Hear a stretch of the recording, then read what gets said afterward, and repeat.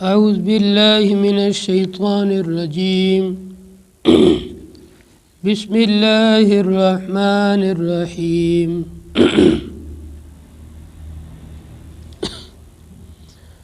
يا أيها الذين آمنوا لا تأكلوا الربا أضعافا مضاعفة واتقوا الله لعلكم تفلحون واتقوا النار التي أعدت للكافرين وأطيعوا الله والرسول لعلكم ترحمون وسارعوا إلى مغفرة من ربكم وجنة عرضها السماوات والأرض أعدت للمتقين الذين ينفقون في السراء والضراء والكاظمين الغيظ والعافين عن الناس والله يحب المحسنين۔ پچھلی آیات کے اندر اللہ تبارک و تعالیٰ نے ایمان والوں کی فتح مندی کے لیے صبر اور تقوی دو چیزوں کو ذکر فرمایا تھا کہ ایمان والے جب تک صبر کو اور تقوی کو تھامے رہیں گے، ان دو چیزوں کو مضبوطی کے ساتھ پکڑے رہیں گے، صبر اور تقوی پر جمے رہیں گے، تو اللہ تعالیٰ ان کو فتح اور نصرت عطا فرمائے گا۔ اور جب بے صبری کریں گے اور گناہوں میں پڑیں گے تو پھر یہ مغلوب ہو جائیں گے اور ذلیل ہو جائیں گے۔ آج کی آیات کے اندر اللہ تعالیٰ پہلی آیت کے اندر ایک خطرناک برائی سود کو ذکر فرماتے ہیں۔ سود بولتے ہیں بیاج کو، جسے اپنے بیاج کہتے ہیں، کسی کو پیسے ادھار دے کر کے اس سے زیادہ پیسے لینا۔ آج کل یہ چیز عام ہے، آپ بہت بڑے تاجر ہو، آپ کو پیسوں کی ضرورت ہے، آپ نے جا کر کے 5 لاکھ روپے اٹھا لیے اور واپس بھرتے ٹائم آپ کو 5,70,000 یا 6 لاکھ روپے یا 6.25 لاکھ بھرنے ہیں۔ اب یہ جو اوپر 70,000 1 لاکھ یا 1.25 لاکھ روپے بھر رہے ہو، یہ سود کے ہیں، یہ بیاج کے ہیں۔ ان کے بدلے میں آپ کو کوئی بھی چیز نہیں ملی ہے۔ آپ نے جو ٹائم لیا ہے 6 مہینے کا، سال کا، 1.5 سال کا، اس کے بدلے میں آپ یہ پیسے دے رہے ہو۔ شریعت نے اس چیز کو بہت بڑا گناہ قرار دیا ہے اور بہت بری چیز اس کو بتلایا ہے۔ اس کو ایسا بتلایا ہے جیسے کسی غریب کا خون چوسنا، اس کا خون پینا، اور اس کی جو سزا مقرر کی احادیث میں، وہ بھی خون کی دریا کی ہے۔ حدیث میں آتا ہے سود خور یہ اللہ سے اور رسول سے جنگ کرتا ہے۔ اللہ تو کہتا ہے کہ سود مت کھاؤ، یہ کہتا نہیں میں تو سود کھاؤں گا، یہ اللہ سے جنگ کرتا ہے۔ اسی طریقے سے سود خور کی جو حدیث میں سزا بتلائی گئی ہے، حدیث میں بتلا گیا ہے کہ آپ علیہ الصلاۃ والسلام کو ایک نہر دکھلائی گئی، خون کا دریا دکھایا گیا۔ اس خون کے دریا کے اندر کچھ لوگوں کو ڈالا گیا اور دریا کے کنارے پر ایک بڑا سا پتھر لے کر کے ایک آدمی کو کھڑا کیا گیا۔ یہ جو دریا کے اندر لوگ ڈوب رہے ہیں، غرق ہو رہے ہیں، یہ کسی طریقے سے دریا سے باہر نکلنے کی کوشش کرتے، ہار پیر مارتے ہیں، مارتے مارتے جب کنارے تک پہنچتے ہیں، یہ آدمی زور سے اس کے منہ میں ایک پتھر مارتا ہے، یہ پتھر اس کے منہ میں جاتا ہے اور دور جا کر یہ پیچھے گر جاتا ہے بیچوں بیچ۔ پھر یہ کوشش کرتا ہے باہر نکلنے کی، پھر دوسرا پتھر اس کے منہ میں مارتا ہے، پھر یہ جا کر کے پیچھے گرتا ہے، اور اسی طریقے سے برابر ان کو عذاب دیا جا رہا ہے۔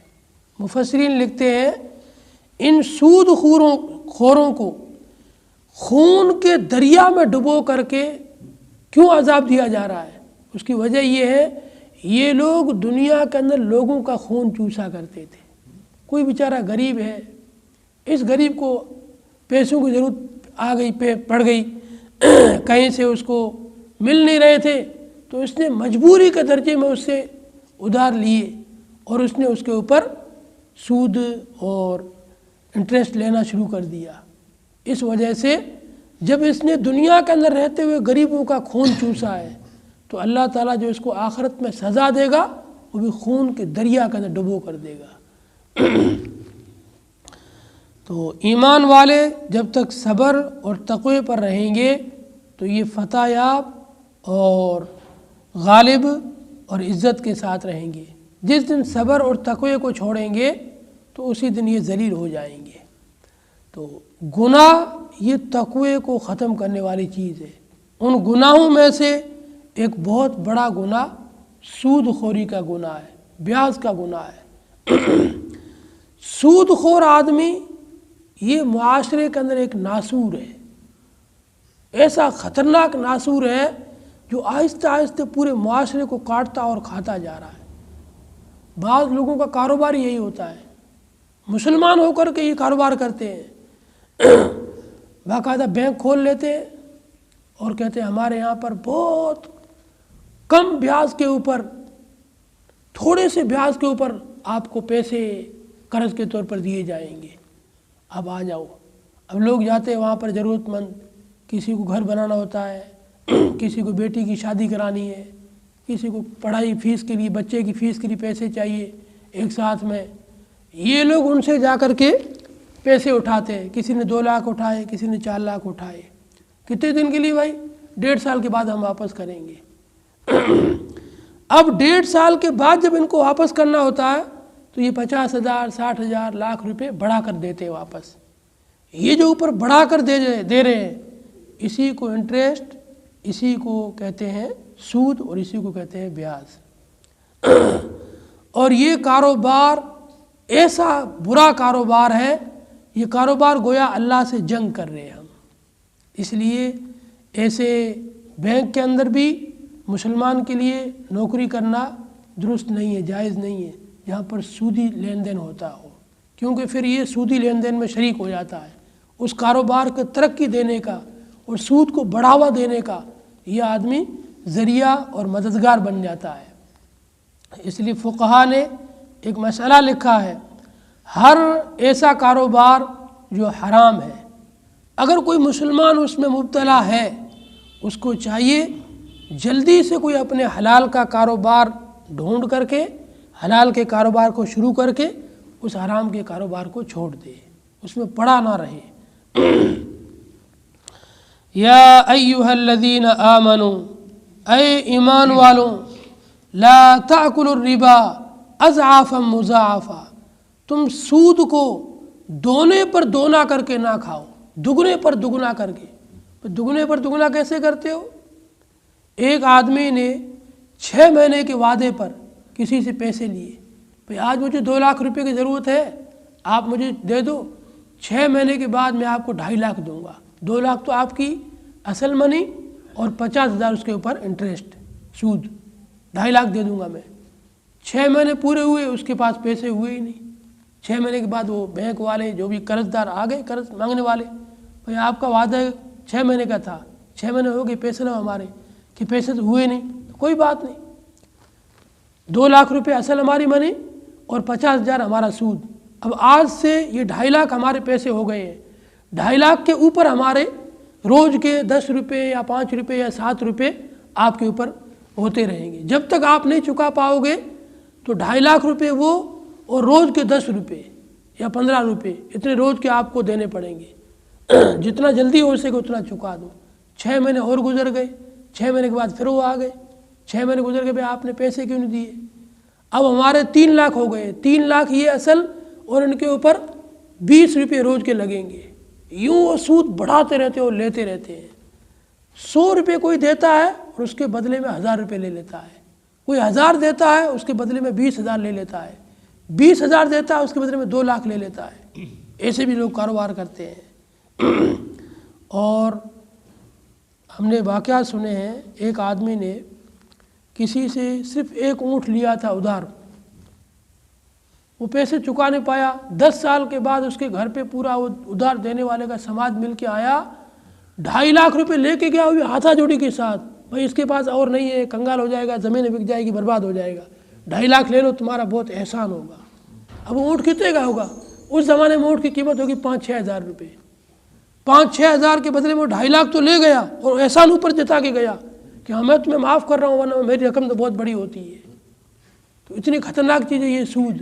اس لیے سود کو قرآن میں اور حدیث میں اتنا برا کہا گیا ہے کہ یہ اللہ سے جنگ کرنی ہے.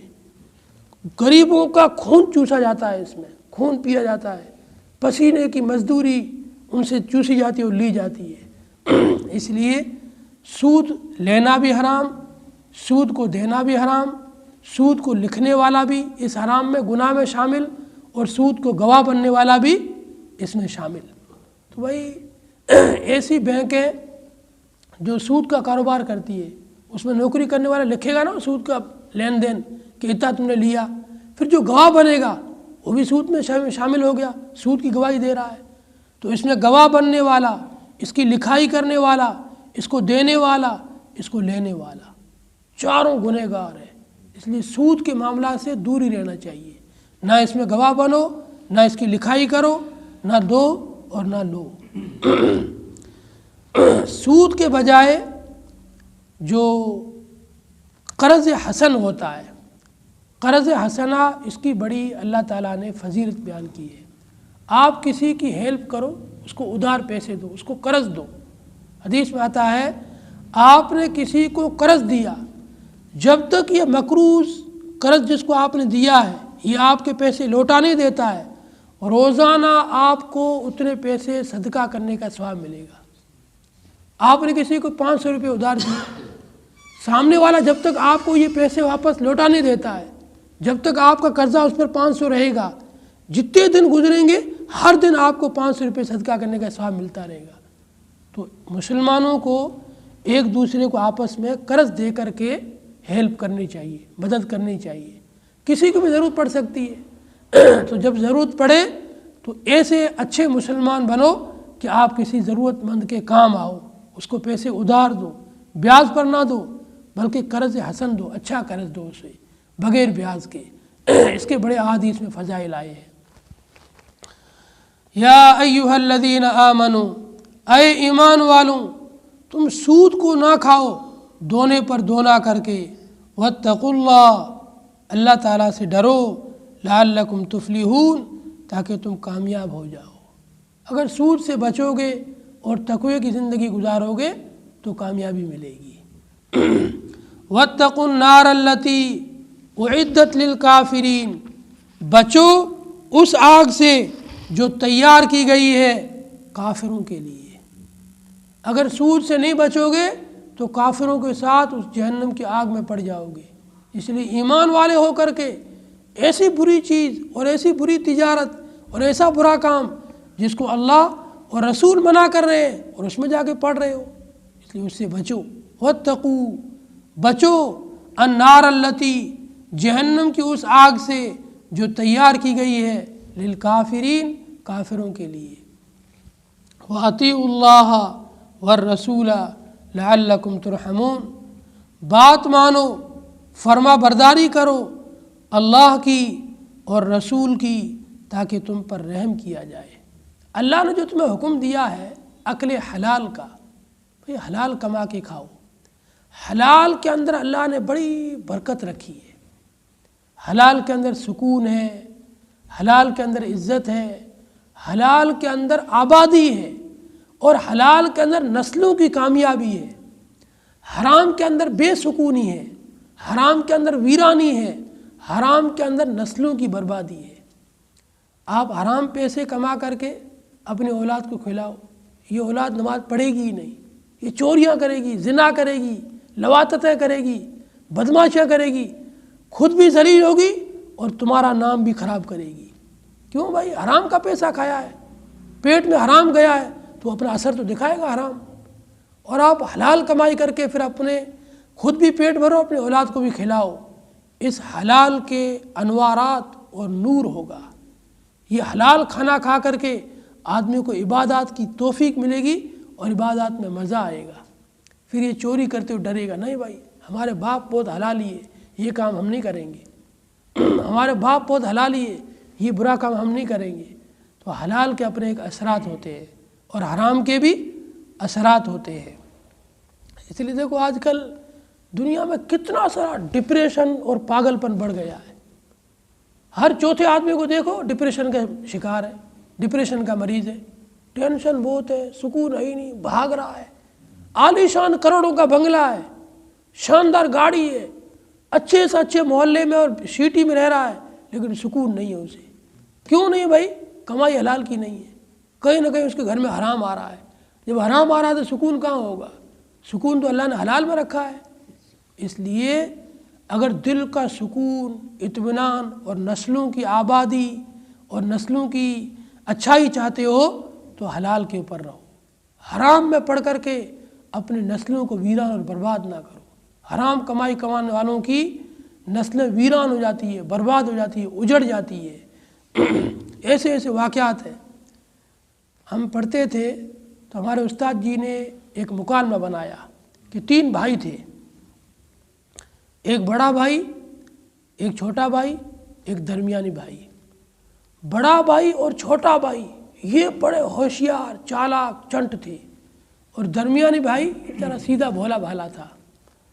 تو باپ کی ان کی جتنی بھی جائیداد، زمین، ملکیت تھی نا، باپ کے مرنے کے بعد میں بڑے بھائی نے اور چھوٹے بھائی نے سانٹ کاٹ کر کے مل کر کے اس بیچ والے کو محروم کر دیا اور پوری زمین ہے، جائیداد سے اپنے نام کر لی.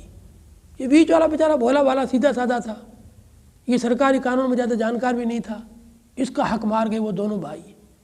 اللہ نے اس حرام کی وجہ سے، انہوں نے جو حرام خوری کی، اپنے بھائی کا حق کھایا، اللہ نے ان پر ایسا عذاب نازل کیا، ان دونوں کی نسلیں برباد ہو گئی، جوان بیٹے ختم ہو گئے، ان کی کھیتیاں ویران ہو گئی، اجڑ گئی، اور ان کے گھر برباد ہو گئے. یہ دونوں پھر معافی تلافی کرتے ہوئے اور روتے ہوئے بھائی کے پاس آئے، ہم برباد ہو گئے، ہمارا کاروبار بھی برباد ہو گیا، لوس ہو گیا اتنا کروڑوں کا، اور ہماری کھیتیاں بھی برباد ہو گئی، ہمارے بیٹے بھی مر گئے، ہمیں تو آپ کچھ دے دو. تو اس بھائی نے کہا دیکھو کبھی بھی دنیا میں کسی غریب کا حق نہیں کھانا چاہیے، یہ بہت بری چیز ہے. اس کے دل سے جو نکلتی ہے، چاہے وہ زبان سے بد دعا نہ دے، لیکن جب کسی کا حق کھاؤ گے تو اس کا تو نکلے گی دل سے. اس سے نکلنے والی جو ہوتی ہے سیدھی جا کے اللہ تک پہنچتی ہے، بیچ میں کوئی پردہ اس کو روک نہیں سکتا ہے، کوئی آسمان اس کو روک نہیں سکتا ہے. اور یہ جب پہنچتی ہے اللہ کے دربار میں، ان بڑے بڑے ظالموں، بڑے بڑے حرام خوروں کی نیچے سے یوں زمین ہلا کے رکھ دیتی ہے، ہل جاتے ہی ہے. اس لیے کبھی بھی کسی کے ساتھ دھوکہ فراڈ مکاری نہ کرنا، بہت بری چیز ہے. تھوڑے دن خوش ہو جاؤ گے، ہم نے اس کو بیوقوف بنا دیا، اس کے 2 لاکھ کھا گئے، اس کے 5 لاکھ کھا گئے، اس کے 2.5 لاکھ کھا گئے، لیکن اس کی دل سے نکلی ہوئی جو ہوتی ہے اس کی نسلوں کو بھی ویران کر دیتی ہے. کبھی اس کی نسلیں پنپ نہیں پائے گی، کبھی اس کی نسلیں آگے ترقی نہیں کر پائے گی. ایسی خطرناک چیز ہوتی ہے اور بد دعا. تو یہ تو ایسے ہی ایک مکالمہ بنایا تھا بچوں کو یہ سبق سکھانے کے لیے کہ دیکھو کبھی کسی کا زندگی گزارتے ہوئے پیسوں کی لالچ میں آ کر کے کسی کا حق نہ کھانا. تو ان بڑے بھائی نے، چھوٹے بھائی نے مل کر کے ہوشیاری کی اور درمیانی بھائی کو محروم کیا. اللہ نے جب اس درمیانی بھائی نے صبر کیا تو اس کو تو اچھا کر دیا، ترقی بھی پہنچا دیا، اور ان دونوں کو اللہ نے برباد اور ویران کر دیا. اس لیے سود خوری بڑی خطرناک چیز ہے. وَأَطِيعُوا اللَّهَ وَالرَّسُولَ، بات مانو تم اللہ کی اور رسول کی، لعلکم ترحمون، تاکہ تم پر رحم کیا جائے. اللہ اور اس کے رسول کا حکم تو یہ ہے کُلُوا وَاشْرَبُوا ہنیئا مَرِیئا، پاکیزہ اور حلال چیزیں تم مزے کے ساتھ کھاؤ اور حرام سے بچو. وَسَارِعُوا إِلَى مَغْفِرَةٍ مِّن رَبِّكُمْ، اور دوڑو تمہارے رب کی مغفرت کی طرف اور اس جنت کی طرف جس کی چوڑائی اور جس کا پھیلاؤ آسمانوں اور زمین سے برابر ہے یا اس سے بھی بڑا ہے. جنت کی طلب کرو، اللہ سے مغفرت کی طلب کرو، اس کے لیے دوڑو، مسابقے کرو، ایک دوسرے سے آگے بڑھنے کی کوشش کرو، نیکیاں کمانے کی کوشش کرو. اعدت للمتقین، یہ جنت بنائی گئی ہے متقیوں کے لیے، پرہیزگاروں کے لیے. اب متقی کون لوگ ہیں؟ مفسرین لکھتے ہیں متقیوں کی دو قسمیں ہیں، ایک تو بہت اعلیٰ قسم، دوسری ہے تھوڑی اس سے نیچی قسم۔ الذین ينفقون فی السراء والضراء والکاظمین الغیظ والعافین عن الناس، متقی وہ لوگ ہیں جو خرچ کرتے ہیں اللہ کی راہ میں، فی السراء والضراء، فراوانی کے اندر بھی اور تکلیف کے اندر بھی، کیسی بھی حالت ہو، اللہ نے ان کو مالدار بنایا ہے یا غریب بنایا ہے، اپنی استطاعت کے مطابق وہ دونوں حالتوں کے اندر خرچ کرتے ہیں، چاہے ان کو تکلیف ہو یا خوشی ہو، دونوں حالتوں میں اللہ کی راہ میں وہ خرچ کرتے ہیں۔ والکاظمین الغیظ، غصے کو پی جانے والے ہیں، کسی کام پر غصہ آیا غصے کو پی جاتے ہیں۔ حضرت علی بن حسین کا واقعہ لکھا ہے، ایک تو داماد رسول حضرت علی ہے وہ الگ ہے، یہ علی بن حسین الگ ہے۔ علی بن حسین کا واقعہ لکھا ہے، ان کی ایک باندی تھی، ان کو وضو کروا رہی تھی، وضو کرتے ہوئے اس کے ہاتھ سے لوٹا چھوٹ گیا اور پانی جا کر علی بن حسین کے کپڑوں پہ گرا۔ ان کو غصہ آیا، فطری چیز ہے، کوئی پانی گرا تو غصہ آ جاتا ہے، جیسے ہی غصہ آیا باندی سمجھ گئی جو میرا مالک غصے ہو گیا ہے، وہ کہنے لگی اللہ نے قرآن میں فرمایا ہے والکاظمین الغیظ، متقی لوگوں کو جب غصہ آتا نا تو غصے کو پی جاتے ہیں، تو کہنے لگا ہاں بھائی میں غصے کو پی گیا۔ وہ کہنے لگی قرآن میں اللہ نے یہ بھی کہا والعافین عن الناس، جب متقی لوگوں کو غصہ آتا ہے تو لوگوں کو معاف کر دیتے ہیں، ان کی غلطی کو معاف کر دیتے ہیں، تو کہنے لگا ہاں بھائی میں نے تیری غلطی بھی معاف کر دی۔ وہ کہنے لگی آگے اللہ نے یہ بھی کہا ہے کہ اللہ تعالیٰ محسنین کو پسند کرتے ہیں، احسان کر نیکی کرنے والوں کو، تو ہاں بھائی میں نیکی کرتا ہوں اور تجھے معاف آزاد کرتا ہوں۔ غصہ بھی پی گئے، غلطی بھی معاف کر دی اور آزاد بھی کر دیا۔ تو یہ ہوتے ہیں اللہ کے نیک بندے جو قرآن کا حکم سن کر کے فوراً اس پر عمل کرتے ہیں۔ اس لیے آج کل ہمارے جو گھروں میں ساس بہو کے جھگڑے ہیں، باپ بیٹے کے جھگڑے ہیں، ماں بیٹی کے جھگڑے ہیں، یہ سب ان چیزوں کے عمل نہ ہونے کی وجہ سے، تھوڑی سی نافرمانی یا تھوڑی سی کسی چیز پر غصے ہو جاتے ہیں، غصہ ہونے کے بعد اس کو غصے کو پیتے ہی نہیں ہیں اور سامنے والے کی غلطی کو معاف کرتے ہی نہیں ہیں، اس کے ساتھ بھلائی اور نیکی کا ارادہ کرتے ہی نہیں ہیں، بس غلطی کسی سے ہو گئی تو اس کو پکڑ کے غلطی کی کیوں اس نے، یہ فرشتہ تھوڑی انسان ہے، جو انسان ہے اس سے غلطی ہوگی، لیکن اس غلطی کو پکڑ کے نہیں بیٹھنا چاہیے، لوگوں کی غلطیوں کو درگزر کرو، معاف کرو۔ حدیث کے اندر آتا ہے حضرت نبی علیہ الصلاۃ والسلام ارشاد فرماتے ہیں، آپ نے فرمایا سل من قطعک واعف عمن ظلمک واحسن الی ما اساء الیک، اس آدمی کے ساتھ رشتے کو جوڑ جو تجھ سے رشتہ توڑ رہا ہے، واعف عمن ظلمک، جس نے تیرے ساتھ ظلم کیا ہے اس کے ساتھ تو درگزر کا اور معافی کا برتاؤ کر، اور جس نے تیرے ساتھ برائی کا برتاؤ کیا ہے اس کے ساتھ میں تو اچھائی کا برتاؤ کر۔